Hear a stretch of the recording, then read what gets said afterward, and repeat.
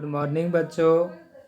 यह हमारी आज की साइंस की वर्कशीट है, वर्कशीट नंबर 68 और डेट है 16/12/2020। ये वर्कशीट कार्य तथा ऊर्जा पाठ से है और सबसे पहले हम देख लेते हैं कि इस वर्कशीट में हमें क्या सीखने को मिलने वाला है। तो इस वर्कशीट में स्थितिज ऊर्जा के बारे में बताया गया है। पिछली वर्कशीट में गतिज ऊर्जा के बारे में बताया गया था। तो स्थितिज ऊर्जा किसे कहते हैं और ये स्थितिज ऊर्जा के कुछ उदाहरण भी दे रखे हैं इसमें। उसके अलावा किसी ऊंचाई पर वस्तु की स्थितिज ऊर्जा हम किस प्रकार से ज्ञात करते हैं उसका सूत्र निकालने के लिए बताया गया है। फिर उसके बाद स्थितिज ऊर्जा की कुछ विशेषताएं भी बताई गई है और इसके अलावा स्थितिज ऊर्जा से संबंधित इसके प्रश्नों को कैसे हल करते हैं तो वो 2 उदाहरण के द्वारा बताया गया है और अंत में पाठ से संबंधित प्रश्न हैं जो इस वर्कशीट को समझने के बाद हम आसानी से कर सकते हैं। तो अब हम अपनी वर्कशीट को समझना स्टार्ट करते हैं। तो सबसे पहले जो इसमें एक क्वेश्चन पूछा गया है, एक खींचे हुए रबड़ या धनुष की खींची हुई डोरी में किस प्रकार की ऊर्जा होती है।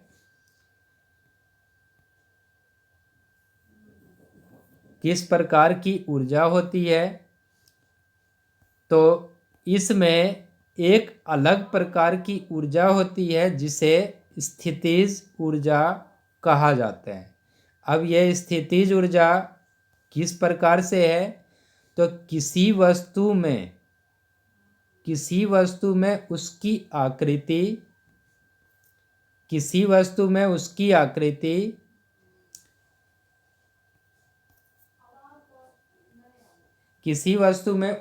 आकृति में परिवर्तन या उसकी स्थिति में परिवर्तन, जो धरती तल है, पृथ्वी है, उस तल से उसकी जो ऊंचाई होती है उसमें परिवर्तन के कारण भी स्थितिज ऊर्जा विद्यमान होती है। इसका अर्थ ये है कि कोई भी वस्तु है, अगर उसकी आकृति में परिवर्तन आया है, जैसे कि हम यहाँ पर इस चित्र में देख पा रहे हैं। इस चित्र में इन्होंने दिखा रखा है एक व्यक्ति ने जो धनुष है उसकी डोरी को खींच रखा है। तो डोरी को खींचते समय इसकी जो डोरी है उसके आकार में परिवर्तन आ गया है और आकार में परिवर्तन आने के कारण इसमें स्थितिज ऊर्जा विद्यमान हो गई है। इसी प्रकार से जब हम किसी वस्तु को पृथ्वी तल से ऊंची स्थिति पर रखते हैं, उदाहरण के तौर पे अगर हमने किसी ईंट को या किसी पत्थर को अपने हाथ में लेकर ऊपर उठाया है तो उस ईंट या पत्थर में स्थितिज ऊर्जा विद्यमान होती है। तो किसी वस्तु में उसकी स्थिति में परिवर्तन के कारण या पृथ्वी तल से ऊंची स्थिति के कारण अगर ऊर्जा विद्यमान है यानी उसमें कार्य करने की क्षमता है तो उसको हम कहते हैं कि उसमें स्थितिज ऊर्जा विद्यमान है। अब जब कोई वस्तु किसी ऊंचाई पर है, किसी ऊंचाई पर वस्तु की स्थितिज ऊर्जा को हम किस प्रकार से निकालते हैं तो इन्होंने दे रखा है किसी वस्तु को ऊंचाई पर ले जाने पर उसकी स्थितिज ऊर्जा में वृद्धि होती है, क्योंकि ऊंचाई बढ़ाने के लिए गुरुत्वाकर्षण बल के विपरीत कार्य किया जाता है, अतः इसे गुरुत्वाकर्षण स्थितिज ऊर्जा भी कहते हैं। अब इसको निकालते कैसे हैं तो हम मान लेते हैं यदि वस्तु का द्रव्यमान है m और इसको h ऊंचाई तक लिया जाता है तो वस्तु को उठाने के लिए लगा न्यूनतम बल, न्यूनतम यानी कम से कम जो बल है वो वस्तु के भार के बराबर होगा, अतः वस्तु पर किया गया कार्य उसकी स्थितिज ऊर्जा के बराबर ही होगी। और वस्तु पर जो किया गया कार्य है, पिछली वर्कशीट में भी हमने उसका सूत्र देखा था, W बराबर बल गुना विस्थापन। यहाँ विस्थापन का मतलब ऊंचाई से है, तो W बराबर बल जो होता है वो m गुना g होता है। m वस्तु का द्रव्यमान और g वस्तु में जो त्वरण है और गुना में h। तो इस प्रकार से इसका सूत्र हो गया EP बराबर mgh। E मीन्स एनर्जी और P मीन्स पोटेंशियल। तो स्थितिज ऊर्जा को EP से दर्शाते हैं और इसका सूत्र हो गया m गुना g गुना h। और स्थितिज ऊर्जा का मात्रक भी जूल ही होता है, जिस प्रकार से गतिज ऊर्जा का मात्रक जूल होता है और कार्य का जो SI मात्रक है वो भी जूल होता है। अब किसी वस्तु की स्थितिज ऊर्जा केवल उसकी ऊंचाई पर ही निर्भर करती है, चाहे वह किसी भी पथ से उस ऊंचाई पर पहुंची हो।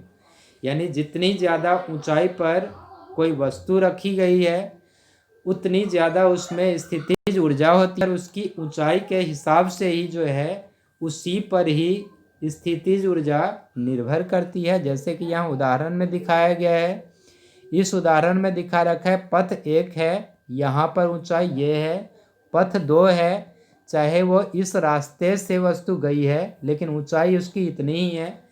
तो इस दोनों केसों में जो है स्थितिज ऊर्जा जो है वो समान ही होगी। और दूसरा दे रखा है नीचे की ओर गिरने वाली वस्तु लगातार त्वरित होती रहती है, यानी उसके चाल में लगातार परिवर्तन होता रहता है, क्योंकि इसकी स्थितिज ऊर्जा लगातार गतिज ऊर्जा में बदलती जाती है। गतिज ऊर्जा में इसलिए क्योंकि गति के कारण जो ऊर्जा होती है उसे गतिज ऊर्जा कहते हैं। तो नीचे पहुंचने तक वस्तु की पूरी स्थितिज ऊर्जा गतिज ऊर्जा में बदल जाती है, क्योंकि स्थितिज ऊर्जा जैसे जैसे हम नीचे पृथ्वी तल की तरफ आते जाते हैं वैसे वैसे स्थितिज ऊर्जा घटती जाती है और गतिज ऊर्जा में वृद्धि होती जाती है। अब उसके बाद इसमें इन्होंने 2 उदाहरण दे रखे हैं, उसको समझ लेते हैं। तो पहला उदाहरण जो दे रखा है इन्होंने, इसमें कह रखा है 2 किलोग्राम द्रव्यमान की एक वस्तु को पहले 5 मीटर और फिर 10 मीटर की ऊंचाई पर ले जाया जाता है। तो यहाँ पर इन्होंने 2 किलोग्राम जो दे रखा है वो इसका द्रव्यमान दे रखा है। किलोग्राम द्रव्यमान की इकाई होती है, तो 2 किलोग्राम द्रव्यमान यानी m का मान यहाँ पे 2 kg दे रखा है। फिर उसके बाद वस्तु को पहले 5 मीटर की ऊंचाई तक यानी h का मान यहाँ पे 5 मीटर दे रखा है। और फिर उसके बाद यहाँ पर g का मान भी दे रखा है 10 मीटर प्रति सेकंड की घात 2। तो दोनों स्थितियों में वस्तु की गुरुत्वाकर्षण स्थितिज ऊर्जा हमें निकालनी है। तो गुरुत्वाकर्षण स्थितिज ऊर्जा का जो सूत्र है वो EP बराबर mgh है, हमें पता है। यहाँ पे m का मान 2 दे रखा है, g का मान 10 दे रखा है और h का मान 5 दे रखा है पहली स्थिति में। इसको गुना करेंगे तो 100 जूल आ गया पहली स्थिति में। इसी प्रकार से दूसरी स्थिति में जो 10 मीटर दे रखा है ऊंचाई, तो उसमें मान रखेंगे तो 2 गुना 10 गुना 10 ये 200 जूल आ गया। और अगर दोनों में अंतर पूछते हैं तो 200 जूल माइनस 100 जूल करेंगे तो 100 जूल इसका उत्तर आ जाएगा। इसी प्रकार से दूसरा उदाहरण दे रखा है इन्होंने, 5 मीटर की ऊंचाई पर रखी 1 किलोग्राम द्रव्यमान की एक वस्तु की स्थितिज ऊर्जा का परिकलन कीजिए। g का मान ऐसे ही 10 दे रखा है, तो बिल्कुल आसान है। EP बराबर mgh में मान रख देना है। m की जगह पे 1 है, g की जगह पे 10 है, h की जगह पे 5 दे रखा है। तीनों की गुना कर देंगे तो 50 जूल इसका उत्तर आ गया। अब हम इसके प्रश्नों को एक बार देख लेते हैं। तो सबसे पहला प्रश्न जो पूछा गया है वो प्रश्न है, इनमें से किस में स्थितिज ऊर्जा है? एक धनुष की तनी हुई डोरी या धनुष से छोड़ा गया एक तीर, और इसका कारण भी लिखना है। तो हमें पता है स्थितिज ऊर्जा तब होती है जब किसी वस्तु के आकार में परिवर्तन हो।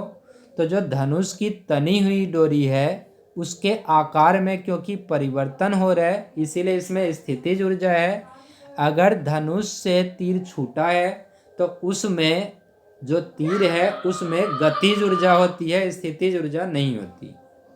तो ये हमारा उत्तर हो गया। अब उसके बाद दूसरा प्रश्न है, h ऊंचाई पर रखी एक वस्तु की स्थितिज ऊर्जा सूत्र की गणना करिए। तो h ऊंचाई पर रखी एक वस्तु की जो स्थितिज ऊर्जा है उसके लिए हमें यहाँ पर दे रखा है, हमें इसको लिख देना है यहाँ से लेके और यहाँ तक जो है हमारा, ये बल्कि पूरा ही लिख देंगे तो ये हमारा इसका उत्तर हो जाएगा। उसके बाद इसमें तीसरा प्रश्न है, 5 किलोग्राम द्रव्यमान के एक पत्थर को 10 मीटर ऊंचाई पर रखा गया है, इसकी स्थितिज ऊर्जा क्या होगी। जी बराबर 10 दे रखा है। तो इसमें जैसे कि उदाहरण में भी दिया हुआ है, यहाँ पे 5 किलोग्राम की वस्तु है तो mgh का सूत्र लगाएंगे तो हमारा EP में m की जगह पे इन्होंने 5 किलोग्राम दे रखा है, g की जगह पे 10 दे रखा है और h भी यहाँ पे 10 मीटर ऊंचाई है, ये भी 10 हो जाएगा। तो हल करेंगे तो 10 पंजे 50 और 50 को 10 से गुना करेंगे तो 500 जूल ये इसमें ऊर्जा स्थितिज ऊर्जा होगी। उसके बाद चौथा प्रश्न है, किसी वस्तु में स्थितिज ऊर्जा के 3 उदाहरण लिखिए। तो 3 उदाहरण में जैसे कि स्टार्ट में ही दे रखा था, एक उदाहरण हो गया एक खींचे हुए रबर, दूसरा उदाहरण धनुष की खींची हुई डोरी और तीसरा उदाहरण जो पृथ्वी तल से किसी h ऊंचाई पर रखी कोई वस्तु हो सकती है। तो इस प्रकार से इसके 3 उदाहरण हम लिख सकते हैं। तो ये हमने वर्कशीट को समझ लिया है। उम्मीद है सभी बच्चों को वर्कशीट समझ आ गई होगी। तो इस वर्कशीट को दोबारा से रिवाइज कर लें और फिर उसके बाद इसके प्रश्नों के उत्तर समय पर लिखकर भेज दें ताकि बच्चों की उपस्थिति दर्ज की जा सके। Thank you.